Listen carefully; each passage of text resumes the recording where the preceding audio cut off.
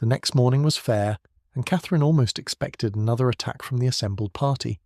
With Mr. Allen to support her, she felt no dread of the event, but she would gladly be spared a contest where victory itself was painful, and was heartily rejoiced therefore at neither seeing nor hearing anything of them.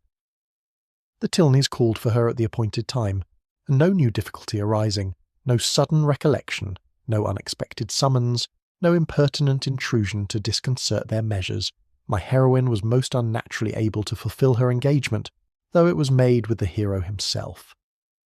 They determined on walking round Beechen Cliff, that noble hill whose beautiful verdure and hanging coppice render it so striking an object from almost every opening in Bath.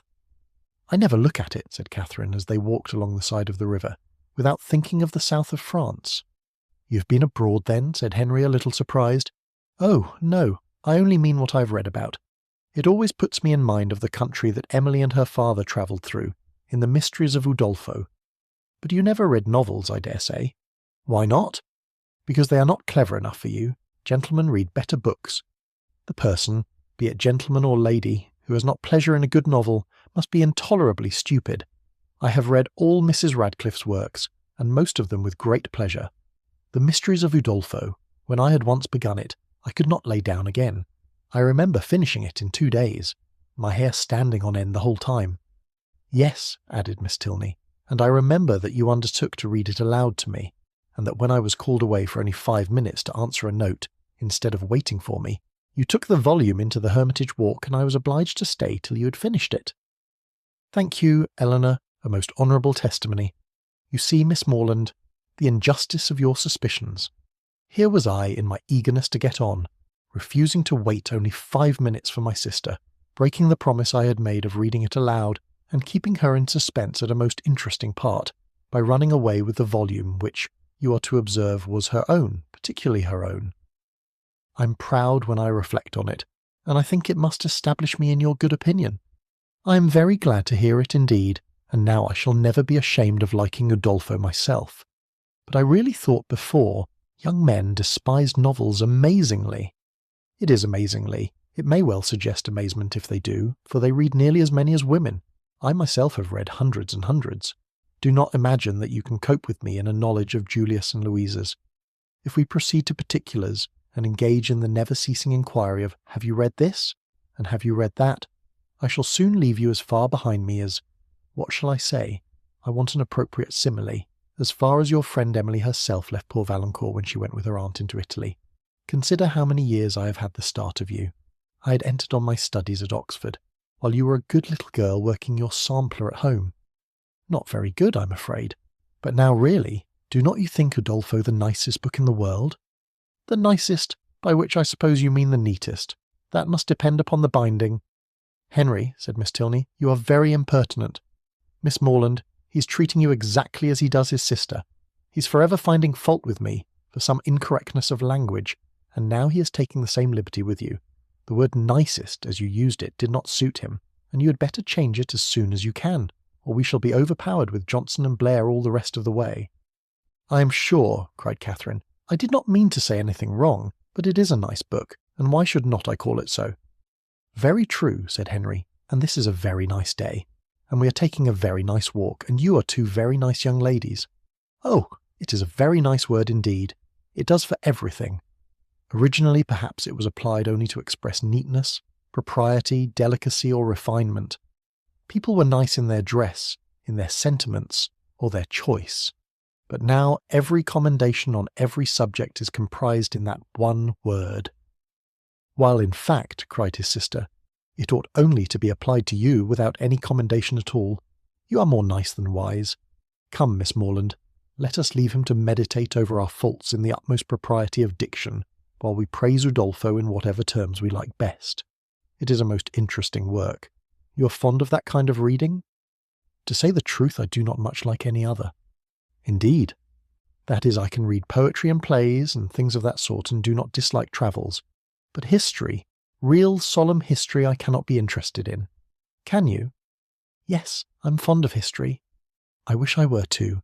I read it a little as a duty, but it tells me nothing that does not either vex or weary me.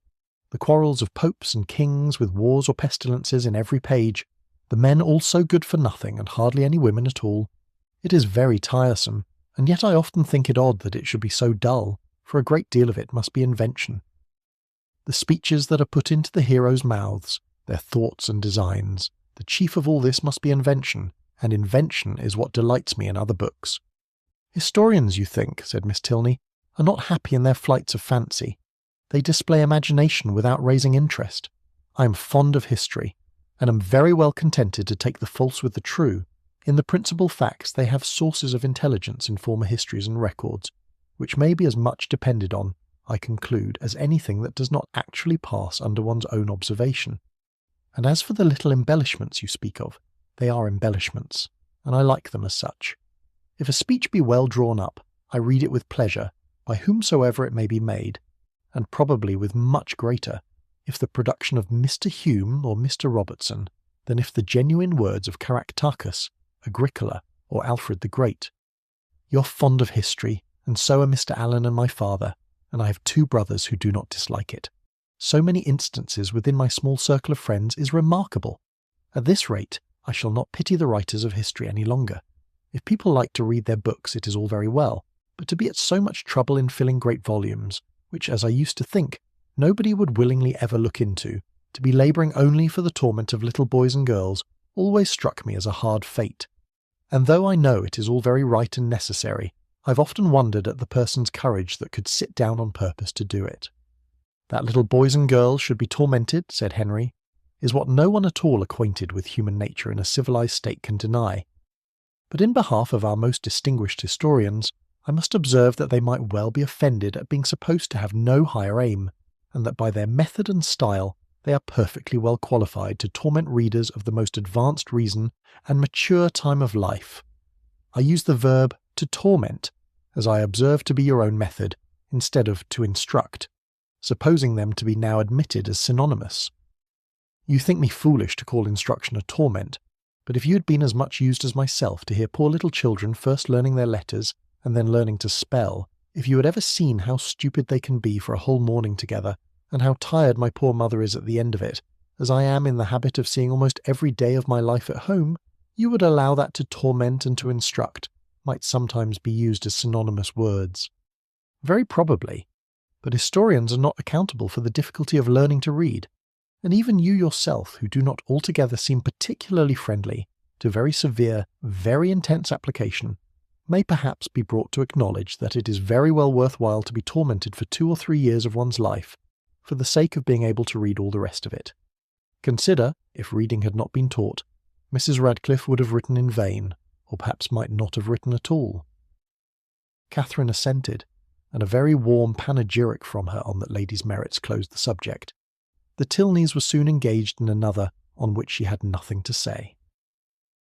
They were viewing the country with the eyes of persons accustomed to drawing, and decided on its capability of being formed into pictures with all the eagerness of real taste. Here Catherine was quite lost. She knew nothing of drawing, nothing of taste, and she listened to them with an attention which brought her little profit, for they talked in phrases which conveyed scarcely any idea to her. The little which she could understand, however, appeared to contradict the very few notions she had entertained on the matter before. It seemed as if a good view were no longer to be taken from the top of an high hill, and that a clear blue sky was no longer a proof of a fine day. She was heartily ashamed of her ignorance, a misplaced shame. Where people wish to attach, they should always be ignorant. To come with a well-informed mind is to come with an inability of administering to the vanity of others, which a sensible person would always wish to avoid. A woman, especially if she have the misfortune of knowing anything, should conceal it as well as she can. The advantages of natural folly in a beautiful girl have been already set forth by the capital pen of a sister author, and to her treatment of the subject I will only add in justice to men, that though to the larger and more trifling part of the sex, imbecility in females is a great enhancement of their personal charms, there is a portion of them too reasonable and too well informed themselves to desire anything more in woman than ignorance. But Catherine did not know her own advantages, did not know that a good-looking girl, with an affectionate heart and a very ignorant mind, cannot fail of attracting a clever young man, unless circumstances are particularly untoward. In the present instance she confessed and lamented her want of knowledge, declared that she would give anything in the world to be able to draw, and a lecture on the picturesque immediately followed, in which his instructions were so clear that she soon began to see beauty in everything admired by him, and her attention was so earnest that he became perfectly satisfied of her having a great deal of natural taste. He talked of foregrounds, distances and second distances, side screens and perspectives, lights and shades, and Catherine was so hopeful a scholar that when they gained the top of Beechen Cliff, she voluntarily rejected the whole city of Bath as unworthy to make part of a landscape. Delighted with her progress, and fearful of wearying her with too much wisdom at once, Henry suffered the subject to decline, and by an easy transition from a piece of rocky fragment and the withered oak which he had placed near its summit, to oaks in general, to forests, the enclosure of them, wastelands, crown lands and government, he shortly found himself arrived at politics. And from politics it was an easy step to silence. The general pause which succeeded his short disquisition on the state of the nation was put an end to by Catherine, who, in rather a solemn tone of voice, uttered these words: "I have heard that something very shocking indeed will soon come out in London."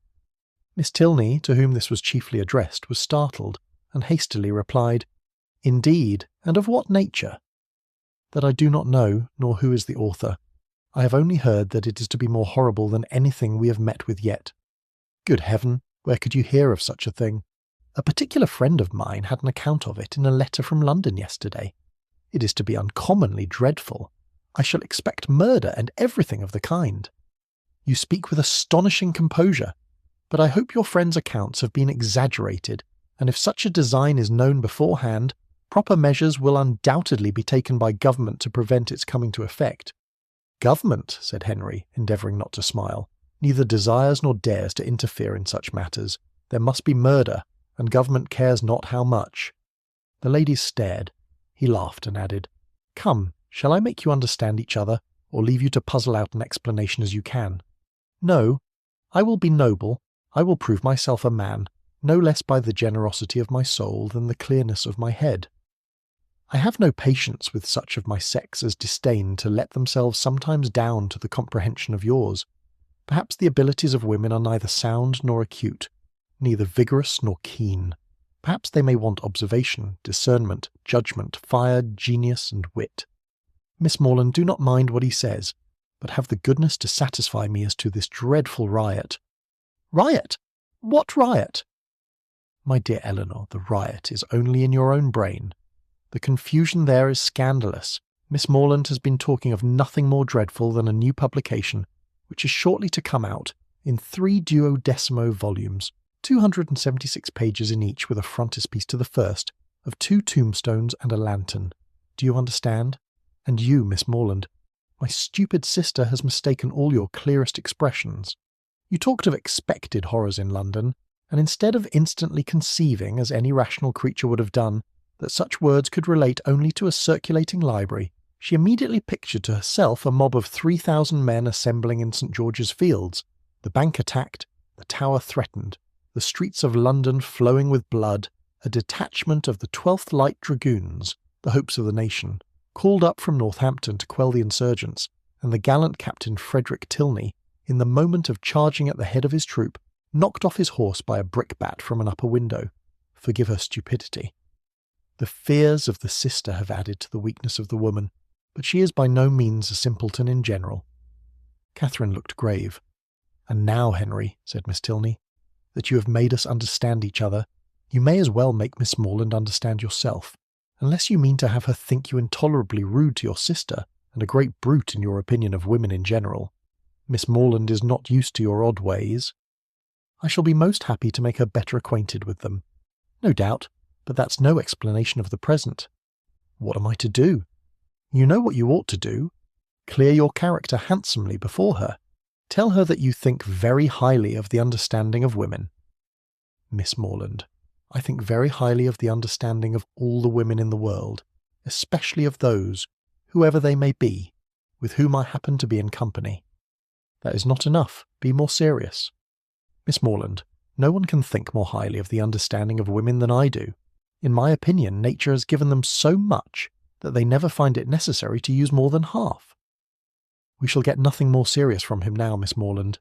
He is not in a sober mood, but I do assure you that he must be entirely misunderstood, if he can ever appear to say an unjust thing of any woman at all or an unkind one of me.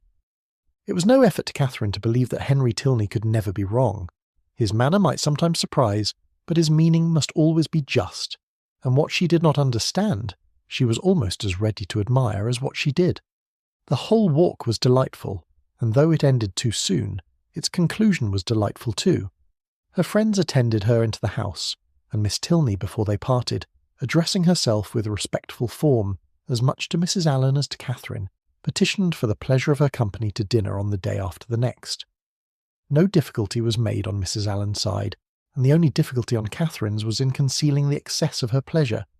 The morning had passed away so charmingly as to banish all her friendship and natural affection, for no thought of Isabella or James had crossed her during their walk.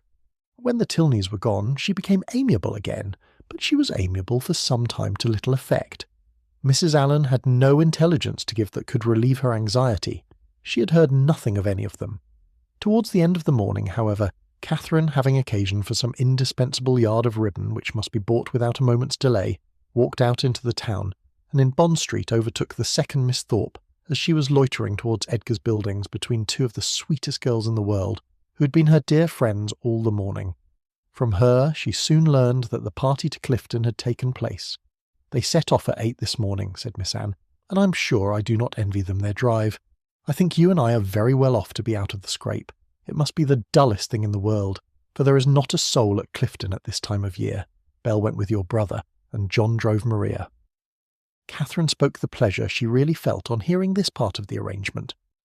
"Oh, yes," rejoined the other. "Maria is gone. She was quite wild to go.